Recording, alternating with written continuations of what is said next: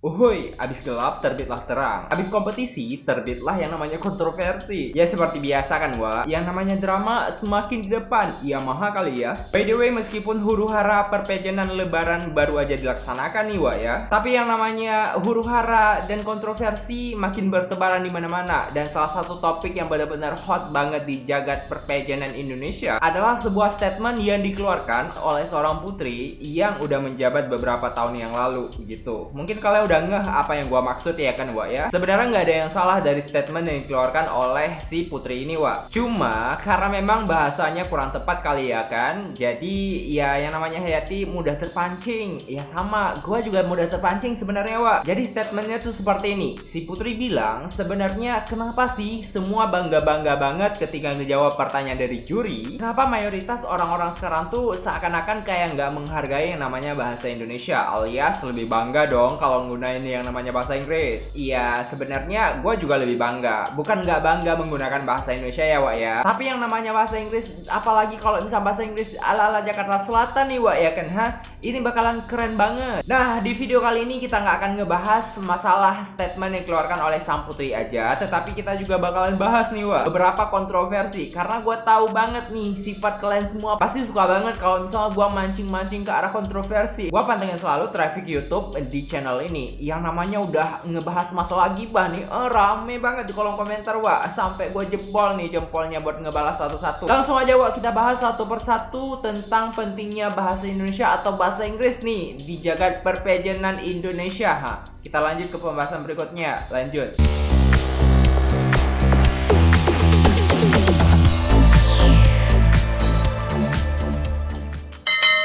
Oke, seperti biasa, karena konten kali ini benar-benar berisikan hal yang benar-benar sensitif, maka sebelumnya gua mau menyampaikan disclaimer terlebih dahulu, Wak, biar kalian itu nggak salah paham nanti nontonnya. Oke, hal pertama yang mau gue disclaimer adalah ini murni pendapat dan juga beberapa kumpulan fakta yang gua rangkum dalam sebuah opini dalam pageant opinion, Wak. Jadi wajar kalau misalnya ada yang nggak suka, ada yang setuju, atau yang kontra, ada yang pro dan sebagainya. Gua serahin sepenuhnya sama kalian, Wak.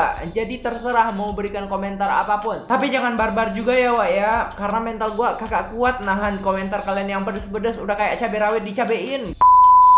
Nah, di poin yang pertama langsung aja kita bahas sebuah konsumsi publik yang benar-benar lagi hot diperbincangkan di dunia pageant tentang pentingnya bahasa Indonesia atau bahasa Inggris di kalangan pageant factor seluruh Indonesia, Wak. Oke, sebelumnya gua mau jelasin dulu nih tentang statement yang disampaikan oleh seorang putri yang katanya kenapa akhir-akhir ini banyakan pageant lover kayak mengkompori dan juga pageant fighter lebih bangga menjawab pertanyaan dari juri menggunakan bahasa Inggris dibanding dengan bahasa Indonesia yang merupakan bahasa nasional kita. Kenapa itu, Bu? Kenapa? Nah, menurut gua pribadi, Wak, ada beberapa tipikal putri nih yang bertarung di ajang pageant nasional. Dan di sini gua ngerangkum ada 3 tipikal putri nih. Yang pertama, ada tipikal putri yang menang itu kemampuan bahasa Indonesianya itu udah mateng banget, tetapi kemampuan bahasa Inggrisnya agak sedikit terbata-bata ya, Wak ya. Tipikal putri seperti ini, mereka tuh butuh waktu yang lama banget untuk berprogres gitu, meningkatkan skill Inggrisnya mereka. Kayak butuh belajar beberapa waktu ke depan gitu untuk tampil di depan publik. Nah, di balik itu semua mereka punya kelebihan, Wak. Ya cas-cis-cus ngomong bahasa Indonesianya. Tapi butuh proses ya kan, Wak, untuk belajar bahasa Inggris biar bisa cas-cis-cus kayak bulenya natif gitu. Oke, kita beri contoh aja. Beberapa tipikal putri yang seperti ini ada kayak Uni Wulandari, kemudian Elvira Devina Mira, Kezia Waro, Bunga Jelita Ibrani, kemudian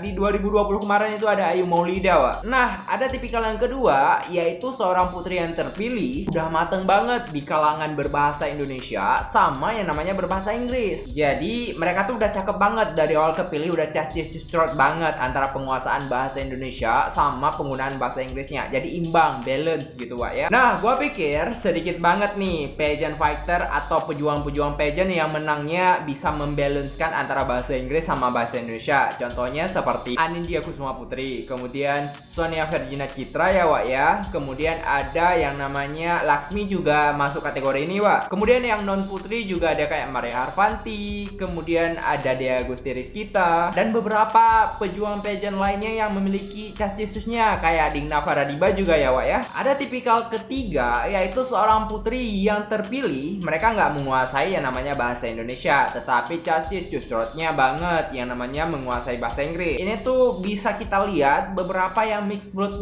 banget yang lagi viral gitu dipatenkan sama Hayati Hayatno. Biasanya tipikal putri yang seperti ini nih Wak, ini yang menjadi sorotan dari perkataan dari si putri tadi, kenapa nggak menggunakan bahasa Indonesia aja ketika ngejawab pertanyaan gitu Wak ya. Nah untuk tipikal yang ketiga ini Wak, mereka tuh nggak serta-merta kayak nyombongin diri, gua udah bener-bener menguasai bahasa Inggris, kagak mau belajar yang namanya bahasa Indonesia lagi ya kan Wak. Tapi berdasarkan pemantauan yang gua lakukan, ternyata mereka tuh sama kayak tipikal yang pertama tadi, mereka mau belajar dan butuh waktu yang lama untuk memahami dan juga belajar bahasa Indonesia yang baik dan benar gitu. Contohnya Frederica. Balik lagi ke poin tadi Wak, tentang kontroversi penggunaan bahasa Indonesia ketika ngejawab yang namanya pertanyaan Dewan Juri pada saat malam final nih kan ha. Kenapa seorang putri itu harus menjawab yang namanya bahasa Inggris Wak? Bukan karena memang sok-sokan pengen bahasa Inggris.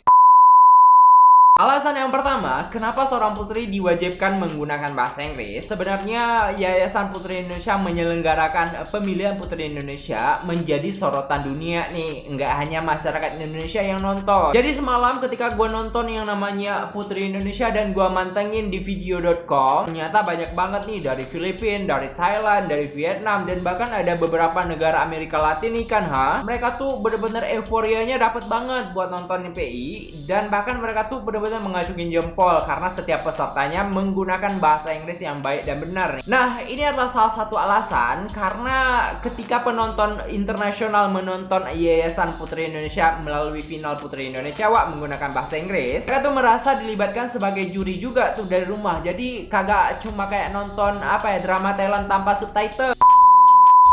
Alasan kedua, kenapa bahasa Inggris itu penting? National Pageant, pelaksanaan event malam final Putri Indonesia adalah salah satu simulasi nih Wak, sebelum si putri-putri ini berangkat ke ajang internasionalnya masing-masing. Jadi gua ngerasa sebenarnya ini bukan simulasi lagi Wak, tapi beneran kayak ajang versi prelimnya, semi-semi prelimnya ajang internasionalnya mereka. Jadi kebayang ketika berada di atas panggung Putri Indonesia, itu tuh seluruh mata tertuju padamu, seluruh Indonesia dari Sabang sampai Merauke, seluruh dunia juga nonton tuh. Jadi apa kabar kalau misalnya kita maksa banget gitu kan, make bahasa Indonesia tapi belepotan bahasa Indonesianya. Nah, keuntungan memakai bahasa Inggris pada saat malam final itu tuh kayak seolah-olah kita lagi ngetes diri nih, ngejawab pertanyaan ya ala-ala international test gitu ya Wak. Jadi gua ngerasa ketika Putri menjawab pertanyaan dari juri yang cas-cisus ketika malam final, ini tuh menjadi sebuah pertimbangan juga untuk mengoreksi dirinya nanti sejauh mana dan seberapa kuat dia berbicara di depan publik, dan otomatis ini menjaga dari public speaking kualitas mereka juga ya kan Wak. Nah, muncul pertanyaan seperti ini. Kenapa Latinas dengan bangga menggunakan bahasa ibu mereka, yaitu bahasa Latin? Ini nih yang pengen bener-bener gua lurusin, Wak. Jangan samakan kita sama Latinas ya, Wak ya, tolong. Gua bilang seperti ini karena kenapa? Latinas itu adalah sekelompok orang-orang yang mendiami dari wilayah Amerika Latin ya, Wak ya. Jadi mereka memiliki keseragaman bahasa dari beberapa negara bagian. Sebagai contoh, misalnya Venezuela yang memiliki paham dengan orang-orang yang terdapat di sekitarnya, dan mungkin ada kayak Espanya, kemudian Brazil, dan beberapa negara Latin lainnya yang benar-benar paham gitu mengenai bahasa Latin ya, meskipun nggak sama ketipleknya ya Wak ya. Lah, dibandingkan dengan bahasa kita, kalau dipakai di internasional nanti mungkin cuma paham sekelas Singapura atau Malaysia doang. Itu pun kalau mereka berasal dari kawasan Melayu ya Wak ya. Tapi kalau nggak bisa bahasa Melayu dan cuma bisa bahasa Inggris, apakah nggak cuma diam-diam baik tuh wakil Indonesia yang kagak bisa bahasa Inggris? Jadi gimana pendapat kalian Wak? Apakah bahasa Inggris ini penting atau bahasa Indonesia ini lebih penting menjawab pertanyaan dari Dewan Juri pada saat malam final Putri Indonesia dan ajang pageant lainnya? Silahkan kalian komentar di kolom komentar ya Wak. Berikan pendapat kalian dengan bahasa yang sopan dan santun dan tertib berdasarkan syariah Hayati Hayatno. Kontroversi yang kedua yang pengen gua lurusin adalah kenapa sekarang ini banyak banget gembar-gembor tentang mixed blood. Banyak banget yang kayak komporin kenapa antara perpaduan darah Indonesia, Australia, atau perpaduan antara darah lokal lah ya Wak dengan darah luar nih. Kenapa orang-orang kayak bangga banget? Jujur Wak, ini pernyataan yang benar-benar gua agak sedikit harus dilurusin ya Wak ya. Ketika gua ngelihat produk lokal yang asli, kayaknya yang memiliki public speaking yang bagus antara Inggris dengan Indonesia itu bisa dihitung dengan jari Wak. Kayak misalnya Diagus Diriskita, kemudian Maria Harvanti. Kayaknya ada beberapa juga yang kayak Anindya Kusuma Putri. Itu aja. Yang lain bisa dibilang di bawah rata-rata untuk public speaking yang mereka. Kenapa harus mixed blood? Katanya memang yang mixed blood ini kayak Cinta Laura, Frederica, dan beberapa warga negara lainnya benar-benar kayak punya kapasitas lebih gitu, nggak bikin hati deg-degan ketika diwawancarai sama Telemundo atau televisi luar nanti pas saat karantina di luar sana. Jadi selain kecerdasan mereka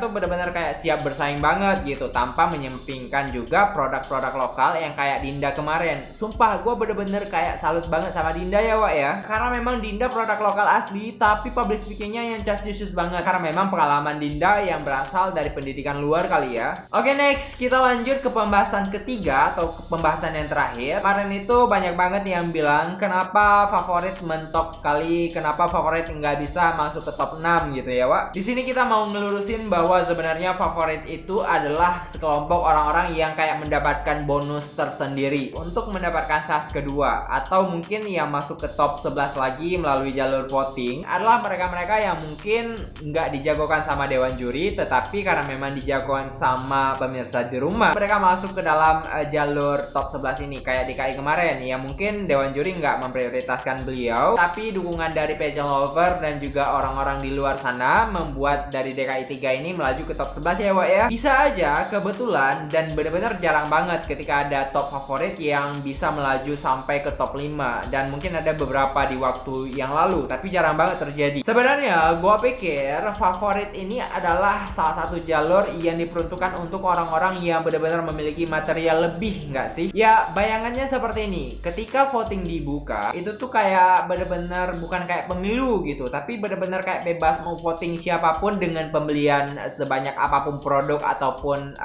sistem votingnya. Ya ini sebenarnya teknik marketing juga dari pihak yayasan dan juga instansi ya Wak ya, kita nggak bisa ngelarang juga. Tapi jujur untuk masuk dalam jalur voting itu benar-benar kayak maksa banget, dan gua ngerasa bahwa nggak terlalu penting-penting banget kalau misalnya masuk via jalur voting, karena kita tahu bahwa menang melalui voting belum tentu bisa memikat hati juri gitu, meskipun udah kita berusaha banget gitu untuk masuk ke dalam top-topan gitu. Oke Wak, itulah beberapa pendapat gue tentang bahasa Indonesia yang sempat heboh nih di antero jagat raya dunia perpajanan Indonesia. Jadi gimana Wak pendapat kalian tentang ini, dan semoga pemahaman-pemahaman seperti ini bisa lebih dipahami lagi ke depannya nanti, dan tidak lagi yang namanya kontroversi after lebaran pageant Wak. Sumpah bener-bener kayak halal bihalalnya kontroversi banget. Thank you udah nonton dan klik video ini. Thank you juga untuk udah subscribe, like, komen, dan juga share-nya. Thank you juga yang kalian bikin rame banget di video sebelum-sebelumnya. Jangan lupa untuk terus memberikan dukungan ya Wak ya. See you in the next video.